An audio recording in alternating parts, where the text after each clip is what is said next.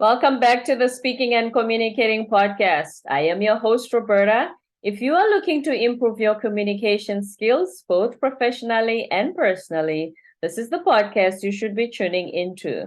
And by the end of this episode, please remember to subscribe, give a rating, and a review. Now, when it comes to communication, one of the most important things is how you craft your message and communicate it to the rest of the world so that they understand exactly what it is that you do and how you help them. Today, my guest, Brandon Liebowitz, who is a digital marketing specialist, is here to help us with just that. And before I go any further, please help me welcome him to the show. Hi, Brandon. Hi, thank you for having me on today. You are welcome. And thank you for being here from sunny California, I'm guessing. Yep, from Los Angeles, California. Oh, okay. Say hi to Universal Studios. So tell us a little bit about yourself.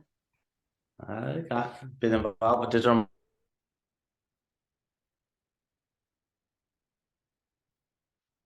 I think the mic.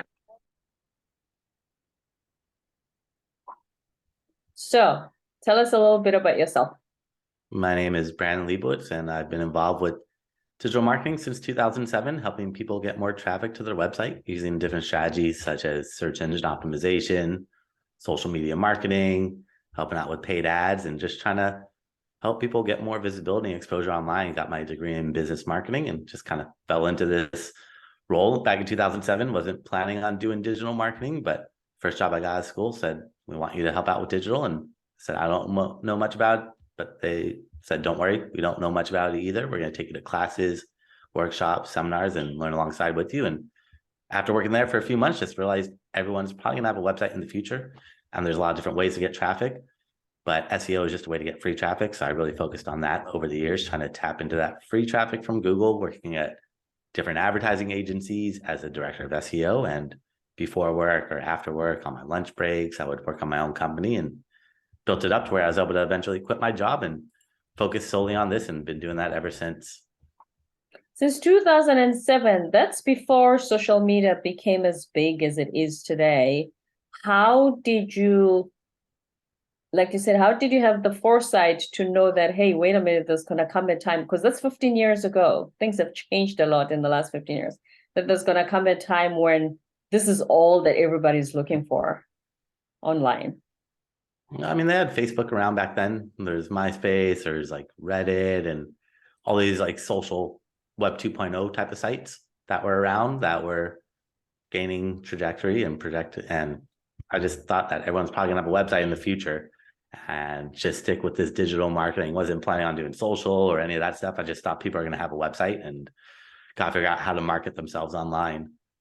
Now, when it comes to marketing yourselves online, there's a lot of ads, so to speak, that say, oh, I'm going to help you with your Facebook ads. I'm going to help you with the Instagram ads. But you talk about Google ads and you say that they are better than those two. Why is that? Well, it just depends what you're doing. So most of the time when people are on social media, they're not looking to make a purchase. They're just looking to connect with friends and family. And when they see those ads, you're just interrupting them. And people don't want those ads there. And you're just targeting people based off interests.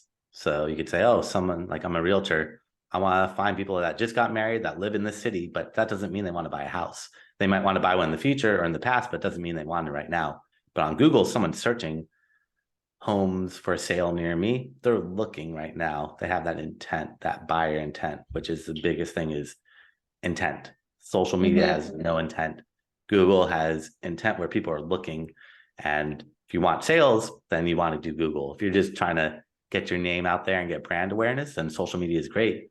But if you're trying to actually get sales, leads, phone calls, whatever that conversion goal is, then you probably want to stick with Google ads or anywhere people actually search, because when they're searching, they're looking, versus where they're browsing with friends and family, they're not looking to make a purchase. I mean, sometimes they might, but most of the time they're not really looking. Like, most of the people are not going to go on Facebook looking for a dentist. They're probably going to go on Google looking for a dentist, or Yelp looking for a dentist, and then check them out on social media to make sure they're a real company, put a face behind the company, make sure they're real, legitimate, credible, have reviews, have status updates, connect with them. You can see what other people say about them. So it builds trust for people. So social is really meant to put a face behind the company. It's not really meant to get leads. It's evolved over the years to like pay to play platforms to get leads, but really it's to put a face behind the company, because you could buy off a website and you're just like, who is this website? Maybe you go looking for a new TV and you're like, I want to buy a TV. And then you see Best Buy ranks there, Amazon ranks there, but maybe Bob's TV ranks there. And you're like, who's Bob's TV? But Bob's TV might have been around for 50 years, 80 years. And it's like a physical store and they're a real legitimate business, but you're just like, I don't know who they are. Social media puts a face behind that company saying, oh, look, Bob's TV has a Facebook. You could ask us questions. You could read reviews. So you could see that we're legitimate, just like Amazon or Best Buy is legitimate. Bob's TVs is legitimate, but you probably have never heard of them. So social really helps build that trust up. So if Bob's TV has places Google ads, so people search for them, obviously they would need to have a website, because you know how sometimes they say, oh, websites are dead. You know, as long as you have a private Facebook group, you're going to attract people who are looking for your services. What do you think of that? I mean, Facebook is on decline, so less and less people are using it. And what if someone wants to make a purchase and they don't have a Facebook page? Then you just lock them out. Not everyone has Facebook. So you're kind of excluding a lot of people by just saying, oh, you can only buy on my Facebook page. And Facebook takes a big percentage of those sales if you sell online through Facebook Marketplace and things like that. Plus, you're just renting space off Facebook. They could take you down anytime and you just lost your entire business. Whereas your website, you own that. No one could take your website down. I mean, your hosting could go down, but you still own your website. That's yours forever. Facebook is not yours. Facebook is Facebook's. You're just helping Facebook get more traffic, helping Facebook make more money. You're not really helping yourself out by having a Facebook group. Having a Facebook group is good, but that's not, the Facebook group is to get people off of Facebook onto your website, not the other way around. You don't want people going from your website to Facebook, because you got to think, what's on the Facebook page? There's ads on the Facebook group. There's all these distractions. There's notifications. There's friend requests. So if they are on that Facebook group or page, they're probably going to get distracted and leave that page and forget about you pretty quickly, because there's too many distractions on Facebook. It's the same, similar to Instagram, because I know some people say, oh, I'll help you with your Instagram ads. You know how you scroll on Instagram, you'll see about 3 of your friends' posts, and then the next one is an ad. And usually it's something that probably you've searched before. Or how effective are those? Well, remarketing ads are very, very effective. So if you go on Amazon, you look at a product, you don't buy it, those ads follow you around. Those are really effective, extremely effective, especially, I mean, that's called like cart abandoners, people that don't make a conversion. And I would 100% recommend to everyone run remarketing ads, because these are all warm leads. People have been to your website, they know who you are, and you can run remarketing on Google. You can run it on Gmail, on YouTube, on Facebook, Instagram, Twitter, Pinterest. And that's what I do, is I run remarketing ads everywhere, so you stay top of mind, because you need about like 5 touch points before someone actually trusts you to make a purchase. So if you're selling a high ticket item, they go to your website, they don't make a purchase, but they see your ads following them around all over the internet, keeps you top of mind. And Google is going to be the best, because Google's partnered with every website on the internet that shows banner ads, except for social media. Google's blocked from all social media. But if you want your ads to show on like Yahoo, on Fox, CNN, Forbes, Wall Street Journal, it doesn't matter what website that your visitors are going to, as long as there's ads there and they've been to your website, those ads will follow them around on any website they go to through Google Ads. Or if they're on Facebook, then you can run Facebook, or Instagram, you can run Instagram. But those are limited. Like Google runs the internet and has partnered with almost every website on the internet. Like if you want your ad to be on Yahoo, you can get your ad on Yahoo through Google for a couple cents. So if I Google something, okay, and the searches up 6 billion come up, the 6 billion search, what did they do so wrong compared to the first search that appears, that they are last on the list of suggestions if I Google something? I mean, if someone's not on that ranking on Google, then they're not doing SEO properly. So you have to do search engine optimization to rank on Google. So if they're not ranking, they're not doing SEO, or their competitors are doing a better job of SEO than they are. A lot of us are not tech nerds, so I don't even know what that means. Would you like to explain that to us? SEO is search engine optimization, and that means ranking websites on Google. So when you search on Google, there's ads at the top. Those are all paid ads, and right below the ads are the organic listings, and SEO is getting you in the organic free listings. Mm-hmm. What are some key things that I should follow in order to appear at the top of the key listings?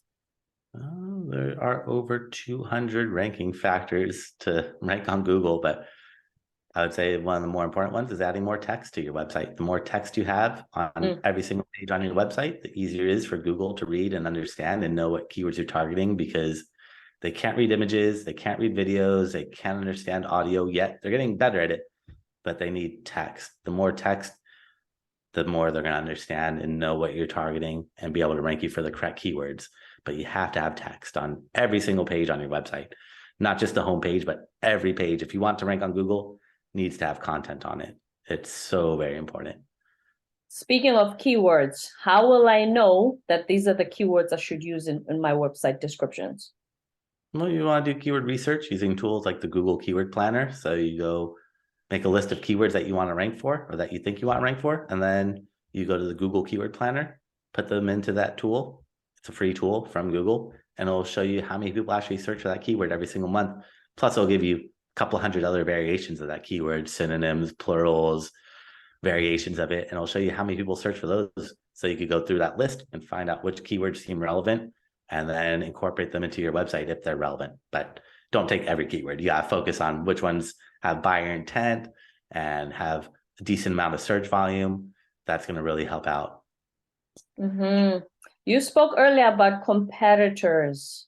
How would you know how your competitors use SEO?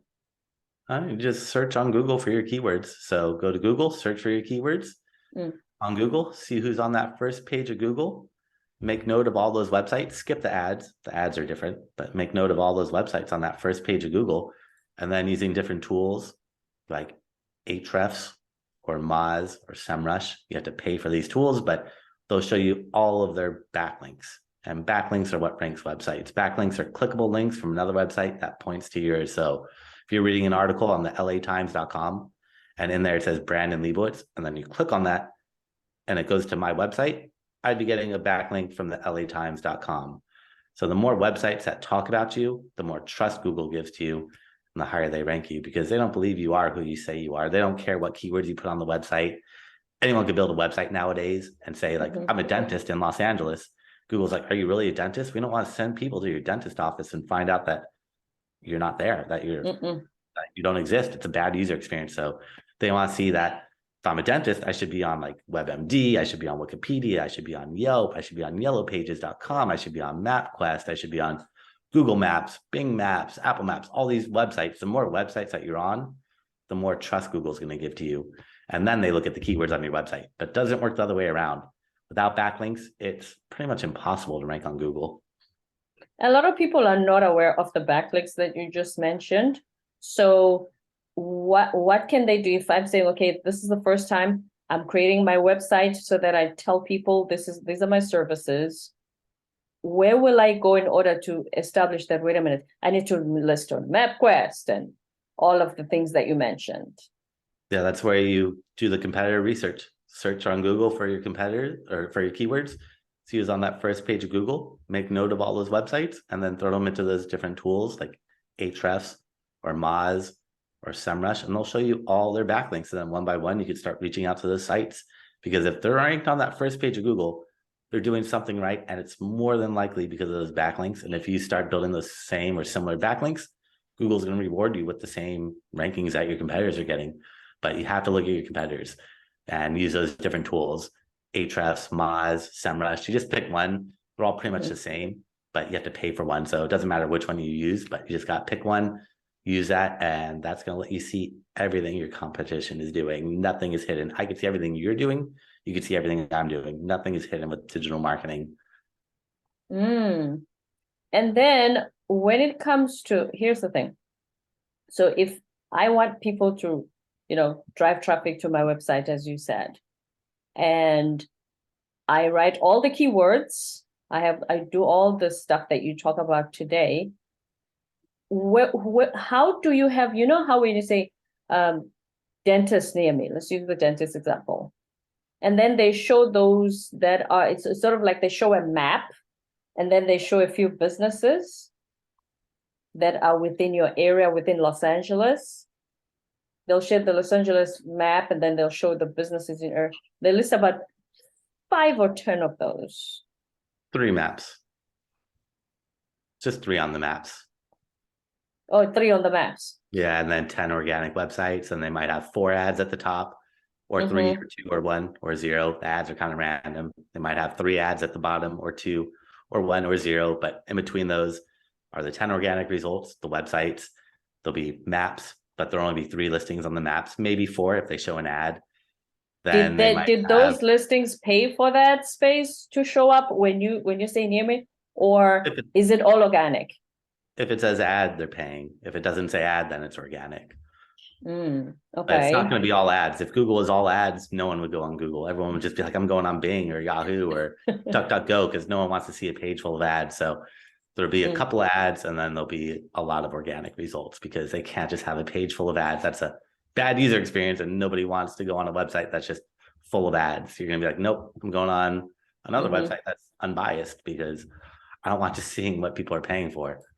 Yeah, because we like buying, but we don't want to be sold to. So those people who pay ads, like when you search for something and then they are the first 2 that appear, those are ads, and then it becomes the organic traffic. That ad space, is it just the 2 companies? Did they pay more money than other companies in that same industry? That's why they appear as the top 2 ads, and then you find the organic pages? Because usually it's about 2, and then the organic, and then about 2 at the bottom as well before you go to the next page. It's actually 0 to 4 ads. It could be 0 ads, 1, 2, 3, or 4 at the top. It's all random. At the bottom, it might be 0, 1, 2, or 3 ads. So the top will have at most 4. The bottom will have at most 3 for right now, but everything changes. So who knows what's going to happen in the future. But at the time being, at most 4 at the top and at most 3 at the bottom. And then there might be 1 ad on the maps.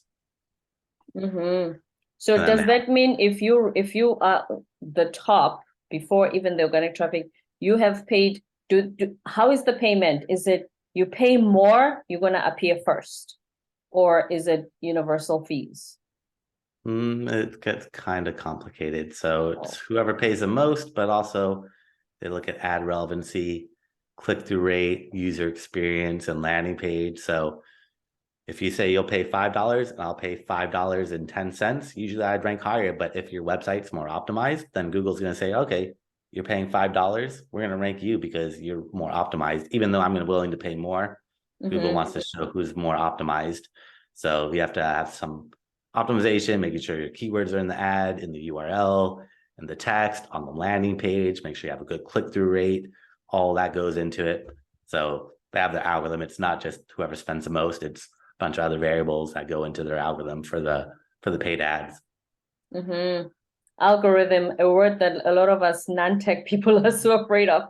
When it comes to YouTube, you know how when you search for something, and if I want to post a video, I have been advised, I want your thoughts on that. I've been advised that, okay, before you title your video, look at how, for that topic, what is the most searched way of titling the YouTube video?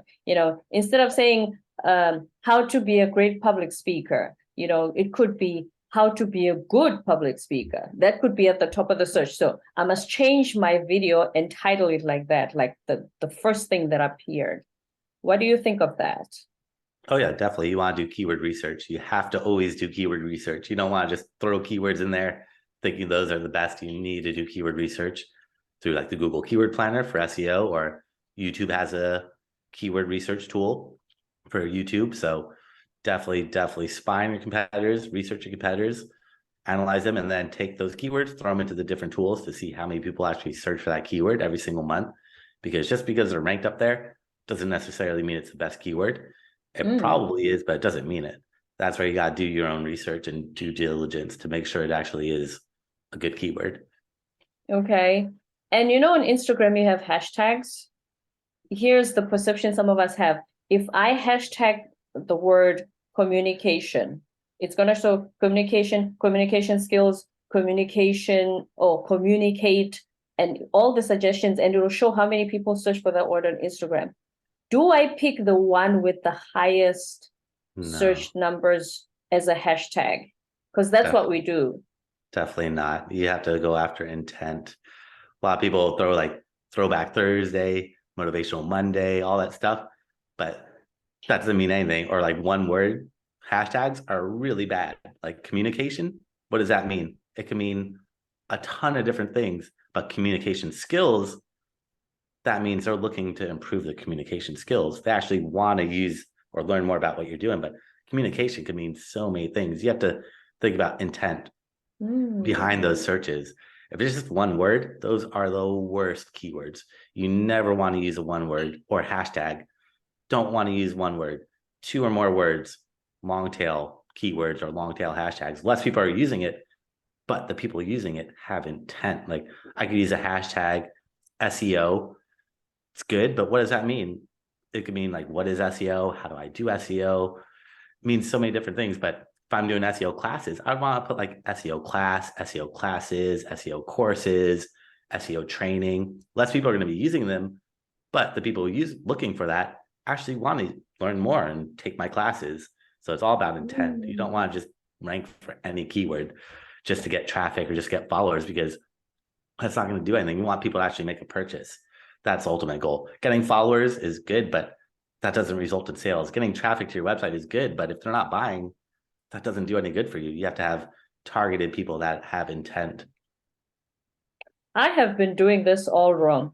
And if you think about the fact that even Facebook now has hashtags other than Instagram, you've got Twitter hashtagging, you've got even TikTok. TikTok mostly works on hashtags. So a lot of us always look for, okay, in this word, this is the highest number of hashtags for this word. So let me pick that in relation to my post, obviously. So that's what we've been doing all along, thinking, oh, the more people search for it, then the more there's going to be traffic coming here. But also the more competitive it becomes too. So the more people, the more general broad keyword or hashtags, the more competitive it is. So you're going to have 1,000 people maybe posting pictures or videos with that hashtag every hour, whereas the long tail, the 2 or more words, might only have 5 or 10 people posting with that hashtag. So less competition means you're going to show and get more exposure to people that actually care about what you're offering. You got to think about the user. If you're looking for your product or service, what would you use? If you're looking for yours, would you go into Instagram and type in communicate? Probably not. You're going to probably put something 2 or 3 words. Like when you search on Google, most people never just put one word in there, unless you're trying to figure out like, what does this word mean as like a dictionary. But other than that, people don't really search one word words or hashtags. It's 2, 3, 4, 5 words, 10 words. The more words in it, the more targeted it is. Like someone searching on Google for men's shoes, what does that mean? It means so many different things, but if someone searches for men's Nike tennis shoes, size 10, color white, I mean, that's a really specific search keyword. Not many people are going to be searching for it, but the people searching for that, they know exactly what size shoe, what color, what brand, they're ready to make a purchase. Someone searching for men's shoes, they're at the upper funnel where they're just browsing around. They don't know what type of shoe they want. They just know they want something for men. They don't know if they want tennis shoes, dress shoes, running shoes. Who knows? There's no intent. And in that men's shoes example, so that means my website, if I'm selling men's shoes, I must have those keywords, men's shoes, and then have a picture maybe, and then say color, black, size 10. So I'm more likely to show up in the search because it's going to pick those up. Yeah. If you don't have it on your website, then Google's not going to know that you're trying to target it. So you have to have that content on your page.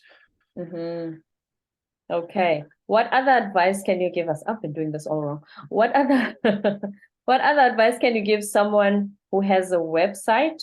If they're thinking, okay, I just started having a website, I just created one, where do I go next in order to have this SEO? Build backlinks. Build backlinks sooner than later, because backlinks take a lot of time to build. It takes a lot of time for Google to trust you. And the sooner you start building backlinks, the sooner you're going to start getting traffic. But if you don't build backlinks until 6 months, a year later, you're going to have to, it's all a waiting game. I tell people, even before you build your website, when you just have your URL, start building backlinks, because SEO takes about 6 months or more to take effect because of the backlinks. The backlinks are what ranks websites. Mm-hmm. And then secondly, once I've done the backlinks, what do I do next? The keywords. Oh no, the backlinks are never done. You're always going to be building new backlinks, because to Google, a normal website would always be getting backlinks. So if Google sees that you build a bunch of backlinks and it stops, Google thinks that you went out of business. You have to always be building backlinks. Backlinks are how Google's algorithm started. That's how Google became popular, is because they rank websites based off backlinks. So it's really important to build backlinks and making sure that you have a good, strong backlink profile, and you keep building new backlinks.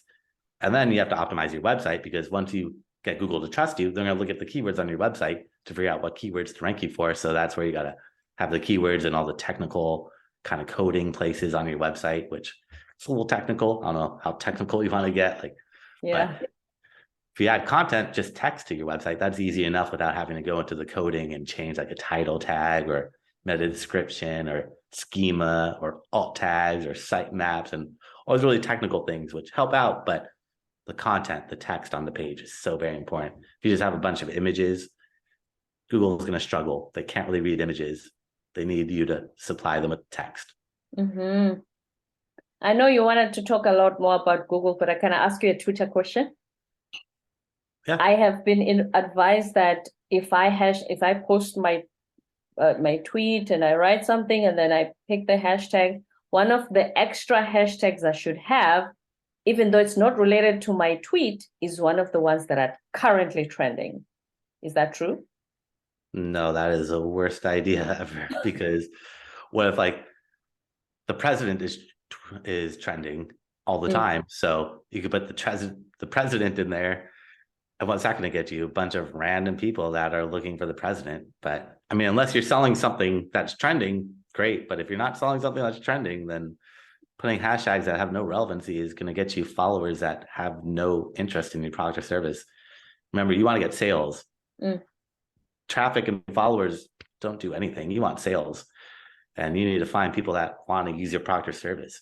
Someone searching for a trending hashtag, they're just looking for viral stuff. They're not looking. It's entertainment to them. They just want to see what's going on. Imagine you're selling tennis shoes and then you put in there Obama.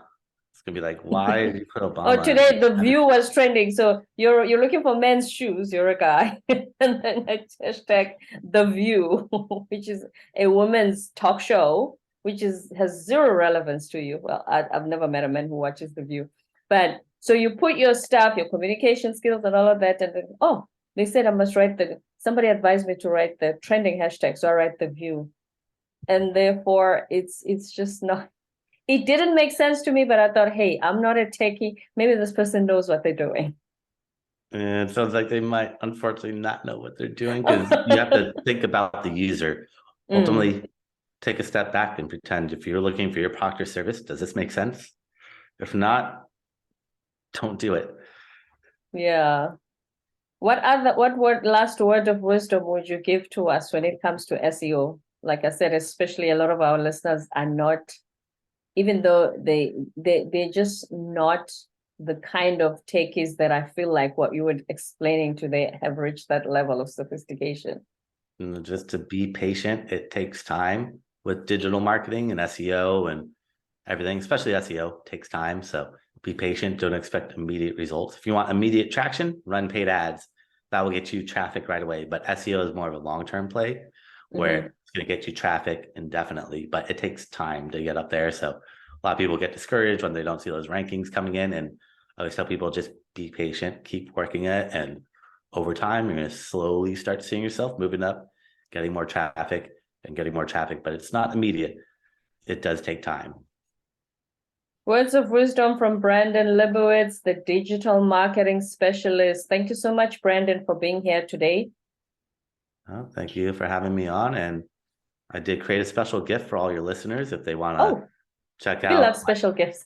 If they go to my website at seooptimizers.com, that's SEOoptimizers.com/gift. They can find that there along with my contact information, a bunch of classes I've done over the years I've thrown up for free so they can see step by step how to do a lot of this stuff. And they can watch those anytime, all there for free. Thank you very much. We love free gifts, and especially this one is very helpful because tons of us have websites. And as I've given some examples earlier, we've been doing it, some of the stuff we've been doing it all wrong. So this has been very helpful. We're going to search those gifts for sure. Thank you so much, Brandon. Thank you for having me on today. My pleasure. Don't forget to subscribe, give a rating and a review, and we'll be with you next time.